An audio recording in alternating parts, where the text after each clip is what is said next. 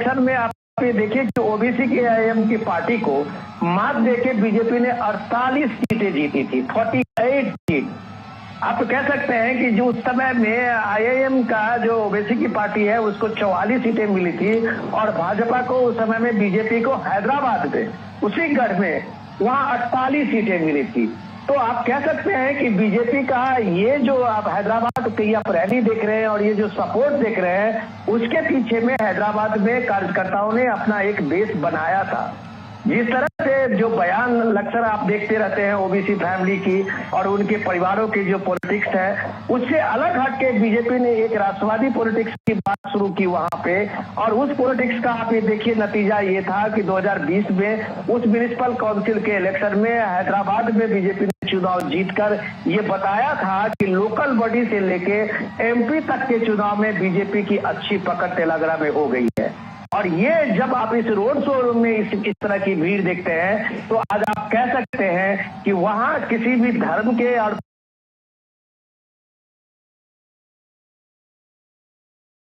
Polarisation की बात,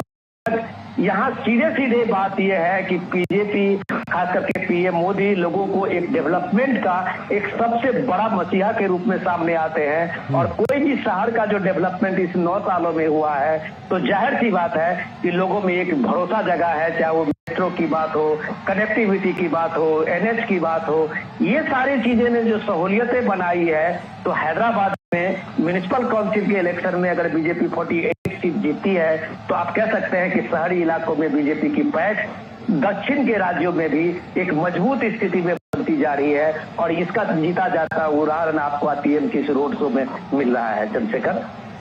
बिल्कुल विनोद जी, उसके अलावा हम बात कर रहे थे कि किस तरह से जो टीआरएस जो बीआरएस बन चुकी है, ये अलग तेलंगाना राज्य का जो आंदोलन चला था उससे निकली हुई पार्टी है, लेकिन हाल के वर्षों में लगातार अपना जनाधार खोती जा रही है।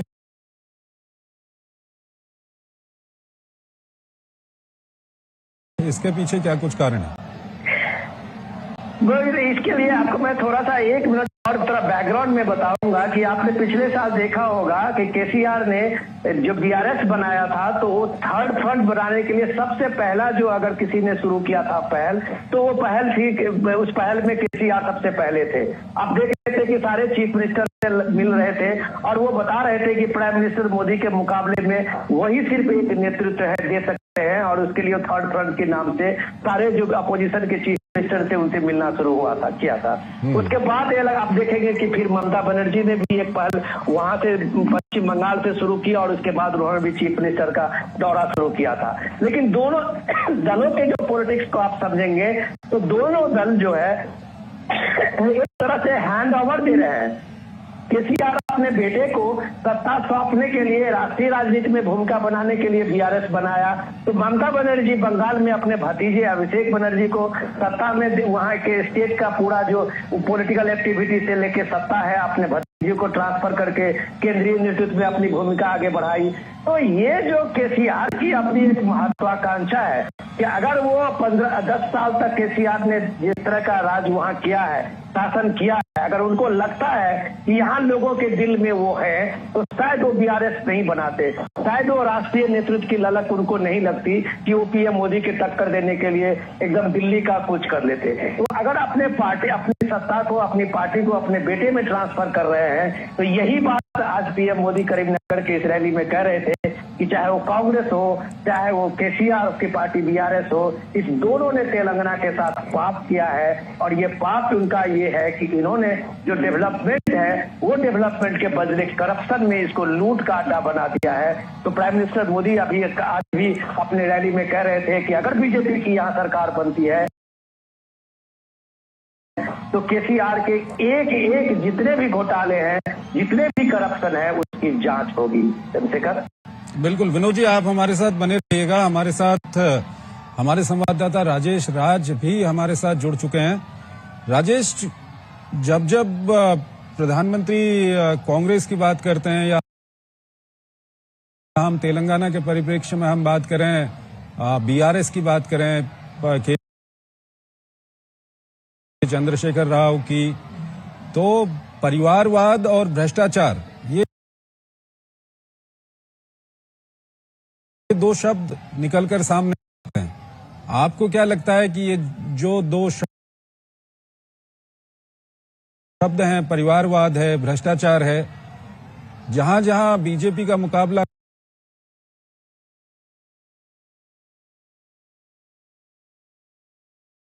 कांग्रेस से या कुछ ऐसी पार्टियों से है जिनमें हाल के वर्षों में भ्रष्टाचार के काफी मामले सामने आए हैं, तो बीजेपी के लिए कितनी बड़ी ताकत ये बन जाता है?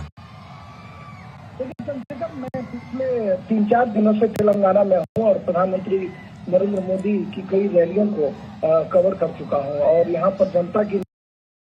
नब्ज टटोलने की भी हमने कोशिश की। आज हमने ऑटो रिक्शा चालकों से बात करी, आज हमने फूल बेचने वाले जो लोग थे उनसे बात की, छात्रों से बात की, युवाओं से बात की। तो कहीं ना कहीं जो एक बात सबसे ज्यादा उभर कर सामने आई, वह सबसे जो मूलभूत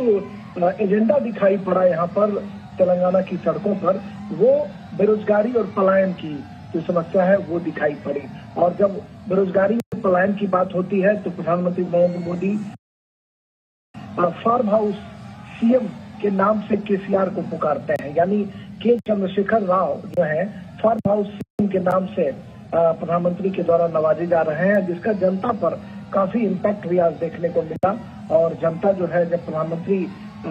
फार्म हाउस सीएम कहकर उन्हें पुकार रहे थे तो जनता जो थी वो कहीं न कहीं अपने को उससे संबद्ध करती हुई दिखाई पड़ रही थी। और प्रधानमंत्री मोदी लगातार इस बात की हिमायत करते हुए देखे गए कि जो तेलंगाना में जो विकास का रोड मैप है, जो खाता है, जो भारतीय जनता पार्टी ने रचा है, बुना है, वह कहीं न कहीं फलीभूत तभी होगा जब 2024 में, जब केंद्र में तीसरी बार मोदी सरकार बनेगी और उसके पहले अगर तेलंगाना में बीजेपी की सरकार बनती है तो डबल इंजन की सरकार जो है, तेलंगाना जो भ्रष्टाचार के दलदल में फंस गया है, विकास की पटरी से उतर गया है, उसको पटरी पर लाने का काम करेगा। और आपने परिवारवाद की बात की तो निश्चित तौर पर के चंद्रशेखर राव की बेटी जो के कविता है, वह भी चुनाव प्रचार के दौरान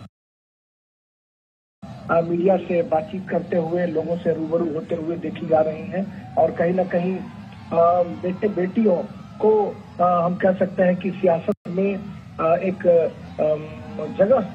दिलाना जो है वो केसीआर के लिए चुनौती हम कह सकते हैं। और कई राज्यों में आपने देखा है कि क्षेत्रीय छत्रप है, उनकी नैया जब भी डूबी है तो परिवार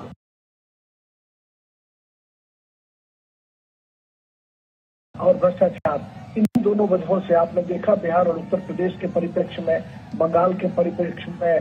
विनोद जी जिक्र कर रहे थे अभिषेक बनर्जी की, और यहाँ पर भी चंद्रशेखर राव जो है वो अपने परिवार के लोगों को कहीं न कहीं तवज्जो देते हुए दिखाई पड़ रहे हैं। और दक्षिण भारत के राज्यों की अगर बात करें तो दक्षिण भारत के राज्यों में जो छोटी छोटी पार्टियां हैं, जो क्षेत्रीय छत्रप हैं, उनके परिवार का इतिहास बहुत पुराना रहा है। आपने आंध्र प्रदेश के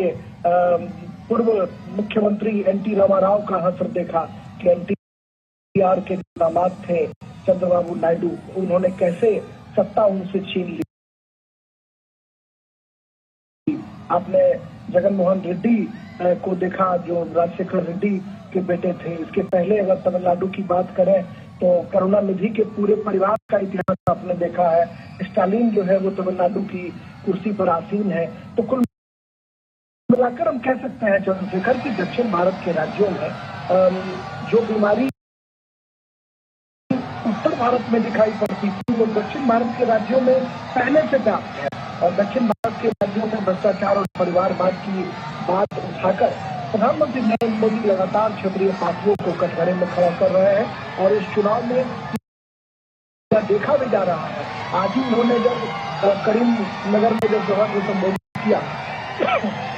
तो उन्होंने स्पष्ट तौर पर इस बात का उल्लेख किया कि अगर केसीआर को हराना है तो कांग्रेस को वोट मत कर देना, क्योंकि केसीआर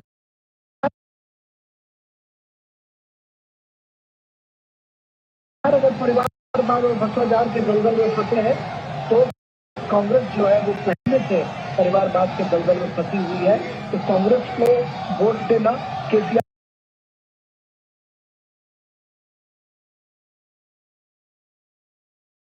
को मजबूत करना होगा, क्योंकि कांग्रेस जो है वो पिछले दरवाजे से बैकडोर सत्ता में आ जाएगी। यानी अगर कुछ सीटें घटती हैं तो वो केसीआर को समर्थन करके सरकार में आ सकती है। इसलिए प्रधानमंत्री नरेंद्र मोदी ने साफ तौर पर कहा कि तेलंगाना में पहली बार बीजेपी की सरकार बनानी है और इसके लिए जरूरी है कि आपका समर्थन और सहयोग हमें मिलना चाहिए। उन्होंने इस बात का जिक्र किया कि भारत जो है लोकतंत्र की जननी है, पूरे दुनिया भर के मुल्क में हम इसे स्थापित करते हैं और इसमें कहीं न कहीं करीमनगर की भी बड़ी भूमिका है, क्योंकि जो जनपद की हम सूचना करते थे उसमें करीमनगर भी एक जनपद हुआ करता था। तो हम देख पा रहे हैं चंद्रशेखर की तेलंगाना में मैं कई दिनों से घूम रहा हूँ, तो भारतीय जनता पार्टी से कहीं न कहीं यहाँ पर बीजेपी के पास पाने के लिए सब कुछ है, खोने के लिए यहाँ कुछ भी नहीं है। बीजेपी पाने के लिए लगातार मशक्कत कर रही है, मेहनत कर रही है। पिछले 2018 चुनाव की बात करें तो मात्र एक सीट भारतीय जनता पार्टी के पास थी, लेकिन बाद के इस चुनाव में हमने देखा कि बीजेपी ने 2 सीटें जीती और उसके बाद उनके विधायकों की संख्या 3 हो गई और लोकसभा चुनाव में 4 संसदीय क्षेत्रों पर भारतीय जनता पार्टी ने परचम लहराया। आदिलाबाद लोकसभा क्षेत्र और करीमनगर, जहां से कि बंदी संजय कुमार, जिनके लिए आज चुनाव प्रचार के लिए प्रधानमंत्री आए थे, बंदी संजय कुमार राष्ट्रीय महासचिव भी है बीजेपी के और वो करीमनगर से लोकसभा के सांसद भी हैं। 4 सांसद हैं लोकसभा के हैं और एक राज्यसभा के सांसद है डॉक्टर के लक्ष्मण, जो अभी प्रधानमंत्री का रोड शो चल रहा है उसमें वो दाहिनी तरफ दिखाई पड़ रहा है और बाईं तरफ जो है जी किशन रेड्डी है। बीच में प्रधानमंत्री नरेंद्र मोदी स्वयं मौजूद है और लंबा काफिला सड़कों पर देख सकते हैं। दोनों तरफ फूलों की बौछार जो है की जा रही है, फूल बरसाए जा रहे हैं और प्रधानमंत्री नरेंद्र मोदी का जोरदार अभिनंदन और स्वागत किया जा रहा है। डॉक्टर के लक्ष्मण ओबीसी समाज से आते हैं, भारतीय जनता पार्टी ओबीसी मोर्चा के वो राष्ट्रीय अध्यक्ष हैं और बीजेपी पार्लियामेंट्री बोर्ड जो बीजेपी की सबसे बड़ी मीटिंग बॉडी हम कर सकते हैं, जो नीति नियामक बॉडी है, उसके 2 मेंबर भी हैं और राज्यसभा के सदस्य हैं, ओबीसी समाज से आते हैं और कहीं न कहीं के लक्ष्मण को राज्यसभा में भारतीय जनता पार्टी में देगा और कुल मिलाकर हम देखें तो 4 लोकसभा और 1 राज्यसभा के जो सांसद हैं बीजेपी के, वो उत्साह से भरे हुए हैं। बीजेपी हर हाल में चाहती है कि लोकसभा में जो उसने अच्छा परफॉर्म किया है उस परफॉर्मेंस को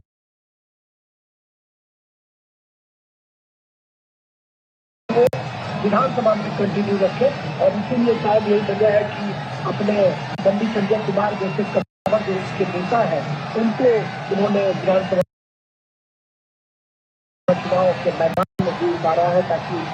सीटों की संख्या भी बढ़े और पार्टी जो है वो ग्रास रूट पर और भी मजबूत हो सके। तो इस तरह से भारतीय जनता पार्टी का जो विज्ञापन पार जो उनका कमल कर्नाटका में खिला था, बेंगलोर में खिला था, उसके बाद पार्टी के पास सबसे बड़ी चुनौती थी कि दक्षिण के अन्य राज्यों में कैसे पैर पसारा जाए। उसका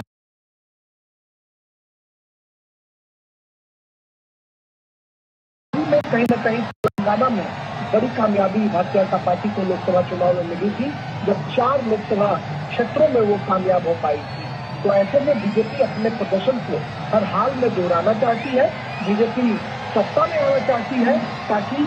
संपूर्ण जो दक्षिण भारत की सियासत जो क्षेत्रीय क्षेत्रों के हाथों में घूम फिर कर आ रही है उसको रोकने में कामयाबी भी मिले और राष्ट्रीय राजनीति से दक्षिण भारत को एक अरसे बाद जोड़ा जा सके। कांग्रेस जो है वो लगभग हम कह सकते हैं कि कर्नाटका में कांग्रेस की भले ही सरकार बन गई हो, लेकिन आपने आंध्र प्रदेश में देखा, तमिलनाडु में देखा या फिर तेलंगाना में आप देख पा रहे हैं कि कांग्रेस जो है वो दिनों दिन कमजोर होती चली गई। कर्नाटका में भी कांग्रेस का हाथ आपने पहले भी देखा कि कई टुकड़ों में, कई गुटों में कांग्रेस जो है वो बटी हुई थी। तो कांग्रेस के पास कहीं न कहीं बड़ी चुनौती है अपनी खोई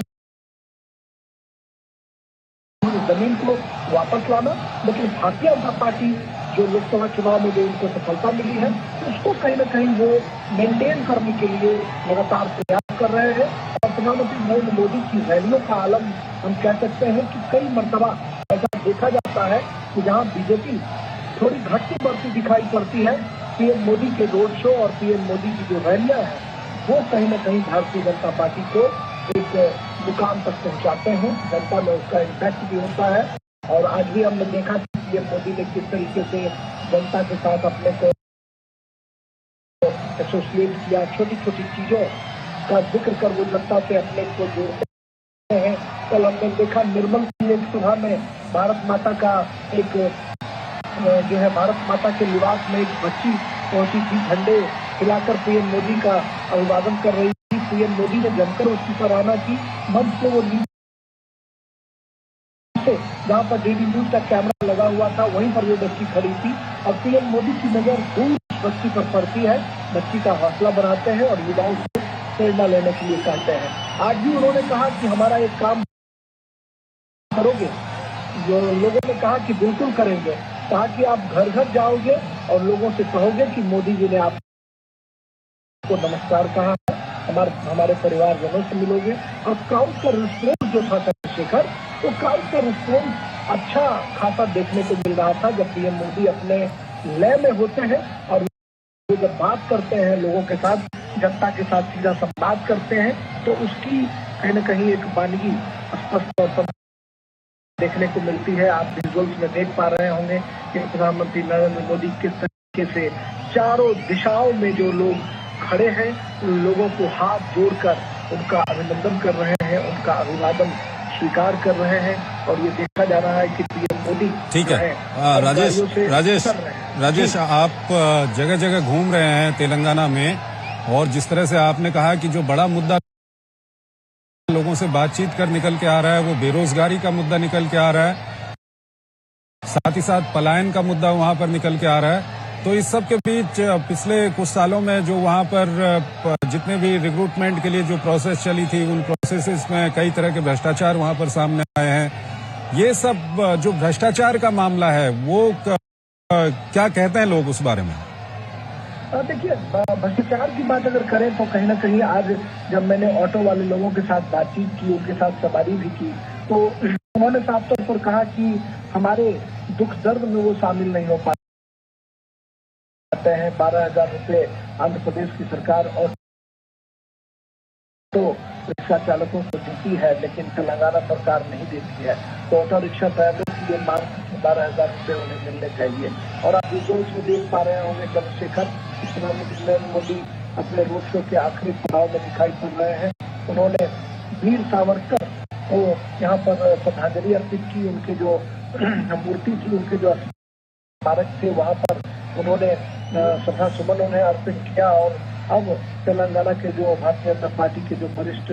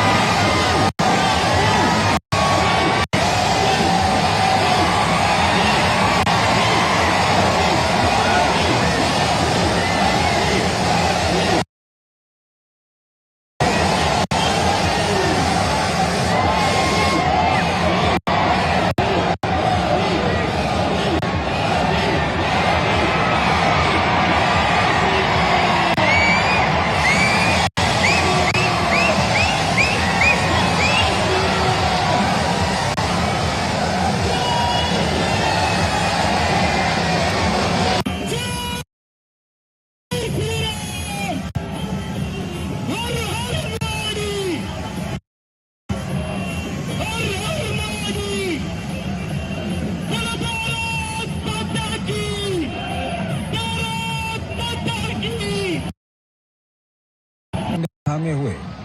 कई लोग वहां पर पहुंचे हुए हैं। तो ये सीधे दृश्य इस वक्त हम आपको दिखा रहे हैं हैदराबाद से, जहां पर प्रधानमंत्री नरेंद्र मोदी का रोड शो इस वक्त शुरू हो चुका है। प्रधानमंत्री आज दिन भर कई स्थानों पर वहां मौजूद रहे। प्रधानमंत्री ने तिरुमाला तिरुपति देवस्थानम में भगवान वेंकटेश्वर के दर्शन किए, वहां पर पूजा अर्चना की और इसके अलावा प्रधानमंत्री ने आज महबूबाबाद में एक रैली की, करीमनगर में भी उन्होंने रैली की और केसीआर पर कटाक्ष किए प्रधानमंत्री ने वहां पर काफी। उन्हें अंधविश्वासी और फार्म हाउस मुख्यमंत्री करार दिया प्रधानमंत्री ने। साथ ही साथ उन्होंने कहा कि अगर विकास और सामाजिक न्याय के लिए वोट देना है तो सिर्फ भाजपा ही उस पर खरी उतरती है। प्रधानमंत्री ने इस दौरान पूर्व प्रधानमंत्री नरसिम्हा राव को भी याद किया और अब प्रधानमंत्री इस वक्त हैदराबाद में रोड शो कर रहे हैं। ये सीधी दृश्य हम आपको दिखा रहे हैं। हमारे संवाददाता, वरिष्ठ संवाददाता विनोद मिश्रा हमारे साथ जुड़ चुके हैं। अभी कुछ देर में हम उनसे बातचीत भी करेंगे। फिलहाल ये दृश्य हम आपको हैदराबाद से दिखा रहे हैं।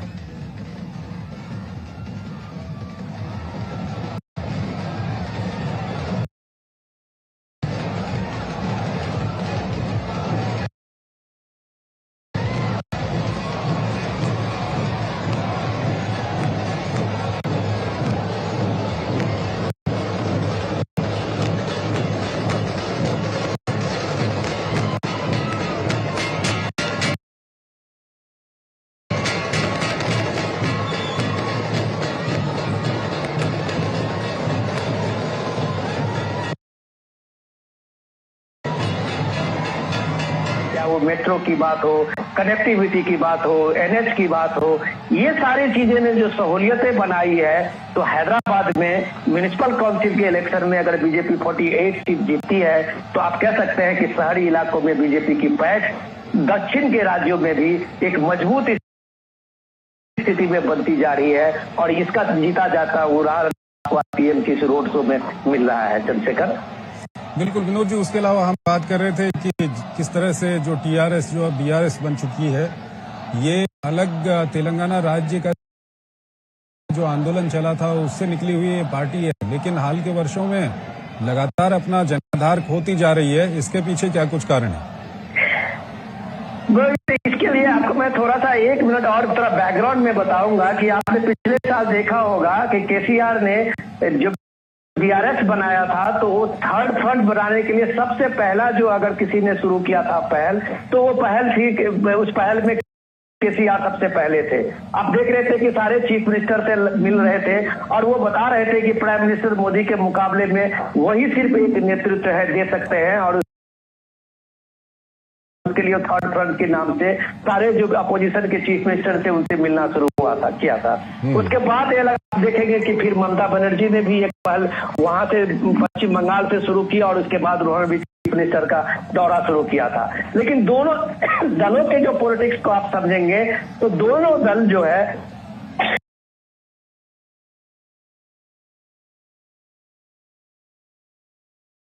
एक तरह से हैंड ओवर दे रहे हैं। केसीआर अपने बेटे को सत्ता सौंपने के लिए राष्ट्रीय राजनीति में भूमिका बनाने के लिए बीआरएस बनाया, तो ममता बनर्जी बंगाल में अपने भतीजे अभिषेक बनर्जी को सत्ता में वहां के स्टेट का पूरा जो पॉलिटिकल एक्टिविटी से लेके सत्ता है अपने भतीजे को ट्रांसफर करके केंद्रीय नेतृत्व में अपनी भूमिका आगे बढ़ाई। तो ये जो केसीआर की अपनी एक महत्वाकांक्षा है कि अगर वो 10 साल तक केसीआर ने जिस तरह का राज वहां किया है, शासन किया है, अगर उनको लगता है कि यहाँ लोगों के दिल में वो है तो शायद वो बीआरएस नहीं बनाते, शायद वो राष्ट्रीय नेतृत्व की ललक उनको नहीं लगती कि वो पीएम मोदी के टक्कर देने के लिए एकदम दिल्ली का कुछ कर लेते हैं। तो अगर अपने पार्टी अपनी सत्ता को अपनी पार्टी को अपने बेटे में ट्रांसफर कर रहे हैं तो यही बात आज पीएम मोदी करीमनगर की इस रैली में कह रहे थे कि चाहे वो कांग्रेस हो चाहे वो केसीआर की पार्टी बीआरएस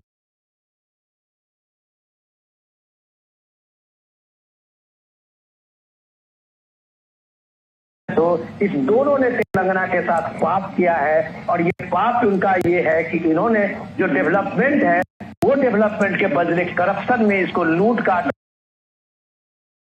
बना दिया है। तो प्राइम मिनिस्टर मोदी अभी आज भी अपने रैली में कह रहे थे कि अगर बीजेपी की यहाँ सरकार बनती है तो केसीआर के एक एक जितने भी घोटाले हैं, जितने भी करप्शन है, उसकी जांच होगी। चंद्रशेखर, बिल्कुल विनोद जी, आप हमारे साथ बने रहिएगा। हमारे साथ हमारे संवाददाता राजेश राज भी हमारे साथ जुड़ चुके हैं। राजेश, जब प्रधानमंत्री कांग्रेस की बात करते हैं या हम तेलंगाना के परिप्रेक्ष्य में हम बात करें, बीआरएस की बात करें, के चंद्रशेखर राव की,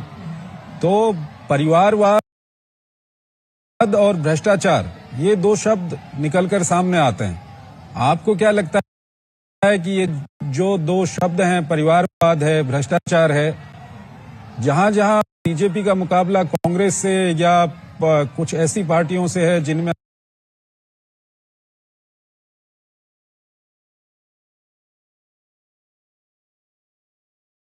हाल के वर्षों में भ्रष्टाचार के काफी मामले सामने आए हैं, तो बीजेपी के लिए कितनी बड़ी ताकत ये बन जाता है? देखिए चंद्रशेखर, मैं पिछले 3-4 दिनों से तेलंगाना में हूँ और प्रधानमंत्री नरेंद्र मोदी की कई रैलियों को कवर कर चुका हूँ और यहाँ पर जनता की नब्ज टटोलने की भी हमने कोशिश की। आज हमने ऑटो रिक्शा चालकों से बात करी, आज हमने फूल बेचने वाले जो लोग थे उनसे बात की, छात्रों से बात की, युवाओं से बात की। तो कहीं ना कहीं जो एक बात सबसे ज्यादा उभर कर सामने आई, वह सबसे जो मूलभूत एजेंडा दिखाई पड़ा यहाँ पर तेलंगाना की सड़कों पर, वो बेरोजगारी और पलायन की जो समस्या है वो दिखाई पड़ी। और जब बेरोजगारी और पलायन की बात होती है तो प्रधानमंत्री Narendra Modi farm house CM के नाम से केसीआर को पुकारते हैं, यानी के चंद्रशेखर राव जो है फार्म हाउस सीएम के नाम से प्रधानमंत्री के द्वारा नवाजे जा रहे हैं, जिसका जनता पर काफी इम्पैक्ट भी आज देखने को मिला। और जनता जो है, जब प्रधानमंत्री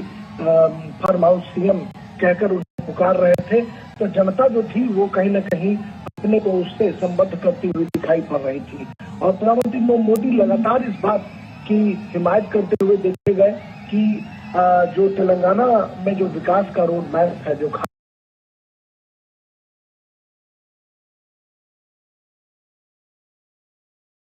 आता है, जो भारतीय जनता पार्टी ने रचा है, बुना है, वह कहीं न कहीं फलीभूत तभी होगा जब 2024 में जब केंद्र में तीसरी बार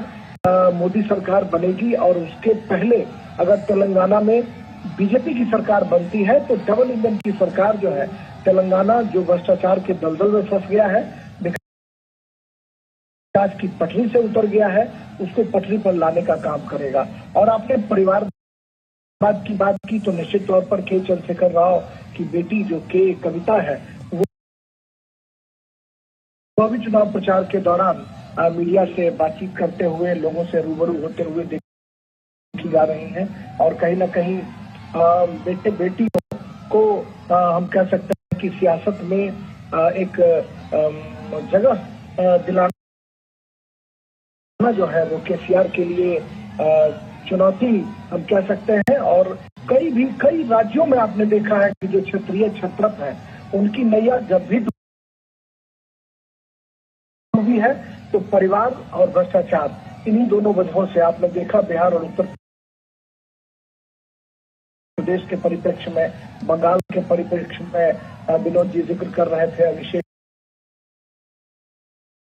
बनर्जी की, और यहाँ पर भी चंद्रशेखर राव जो है वो अपने परिवार के लोगों को कहीं न कहीं तवज्जो देते हुए दिखाई पड़ रहे हैं। और दक्षिण भारत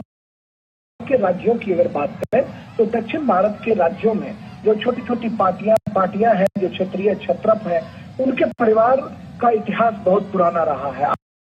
आपने आंध्र प्रदेश के पूर्व मुख्यमंत्री एनटी रामाराव का असर देखा कि एनटीआर के जो दामाद थे चंद्रबाबू नायडू, उन्होंने कैसे सत्ता उनसे छीन ली। आपने जगन मोहन रेड्डी को देखा जो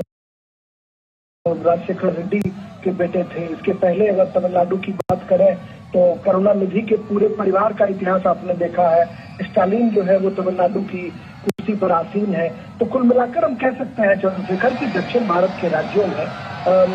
जो बीमारी उत्तर भारत में दिखाई पड़ती थी वो दक्षिण भारत के राज्यों में पहले से व्याप्त है और दक्षिण भारत के राज्यों में भ्रष्टाचार और परिवारवाद की बात उठाकर प्रधानमंत्री नरेंद्र मोदी लगातार क्षेत्रीय पार्टियों को कटघरे में खड़ा कर रहे हैं और इस चुनाव में यह देखा भी जा रहा है। आज ही उन्होंने जब करीम नगर में जब सभा को संबोधित किया तो उन्होंने स्पष्ट तौर पर इस बात का उल्लेख किया कि अगर केसीआर को हराना है तो कांग्रेस को वोट मत कर देना, क्योंकि केसीआर अगर परिवारवाद और भ्रष्टाचार में फंसे हैं तो कांग्रेस जो है वो पहले से परिवारवाद के दलदल में फंसी हुई है। तो कांग्रेस को वोट देना, केसीआर को मजबूत करना होगा, क्योंकि कांग्रेस जो है वो पिछले दरवाजे से बैकडोर से सत्ता में आ जाएगी। यानी अगर कुछ सीटें घटती हैं तो वो केसीआर को समर्थन करके सरकार में आ सकती है। इसलिए प्रधानमंत्री नरेंद्र मोदी ने साफ तौर पर कहा कि तेलंगाना में पहली बार बीजेपी की सरकार बनानी है और इसके लिए जरूरी है कि आपका समर्थन और सहयोग हमें मिलना चाहिए। उन्होंने इस बात का जिक्र किया कि भारत जो है लोकतंत्र की जननी है, पूरे दुनिया भर के मुल्क में हम इसे स्थापित करते हैं और इसमें कहीं न कहीं करीम नगर की भी बड़ी भूमिका है, क्योंकि जो जनपद की हम सूचना करते थे उसमें करीम नगर भी एक जनपद हुआ करता था। तो हम देख पा रहे हैं चंद्रशेखर की तेलंगाना में मैं कई दिनों से घूम रहा हूँ तो भारतीय जनता पार्टी तो कहीं न कहीं यहाँ पर बीजेपी के पास पाने के लिए सब कुछ है, खोने के लिए यहाँ कुछ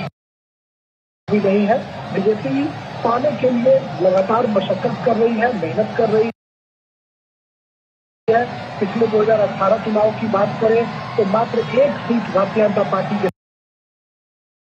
पास थी, लेकिन बाद के इस चुनाव में हमने देखा कि बीजेपी ने 2 सीटें जीती और उसके बाद उनके विधायकों की संख्या 3 हो गई और लोकसभा चुनाव में 4 संसदीय क्षेत्रों पर भारतीय जनता पार्टी ने अपना परचम लहराया। आदिलाबाद लोकसभा क्षेत्र और करीम नगर, जहाँ से कि बंडी संजय कुमार, जिनके लिए आज चुनाव प्रचार के लिए प्रधानमंत्री आए थे, बंडी संजय कुमार राष्ट्रीय महासचिव भी हैं बीजेपी के और वो करीम नगर से लोकसभा के सांसद भी हैं और 3-4 सांसद हैं लोकसभा के हैं और एक राज्यसभा के सांसद हैं डॉक्टर के लक्ष्मण, जो अभी प्रधानमंत्री का रोड शो चल रहा है उसमें वो दाहिनी तरफ दिखाई पड़ रहा है और बाईं तरफ जो है जी किशन रेड्डी है। बीच में प्रधानमंत्री नरेंद्र मोदी स्वयं मौजूद है और लंबा काफिला सड़कों पर देख सकते हैं। दोनों तरफ फूलों की बौछार जो है की जा रही है, फूल बरसाए जा रहे हैं और प्रधानमंत्री नरेंद्र मोदी का जोरदार अभिनंदन और स्वागत किया जा रहा है। डॉक्टर के लक्ष्मण ओबीसी समाज से आते हैं, भारतीय जनता पार्टी ओबीसी मोर्चा के वो राष्ट्रीय अध्यक्ष हैं और बीजेपी पार्लियामेंट्री बोर्ड, जो बीजेपी की सबसे बड़ी मीटिंग बॉडी हम कह सकते हैं, जो नीति नियामक बॉडी है, उसके बोर्ड मेंबर भी हैं और राज्यसभा के सदस्य हैं, ओबीसी समाज से आते हैं और कहीं न कहीं के लक्ष्मण को राज्यसभा में भारतीय जनता पार्टी में देगा और कुल मिलाकर हम देखें तो 4 लोकसभा और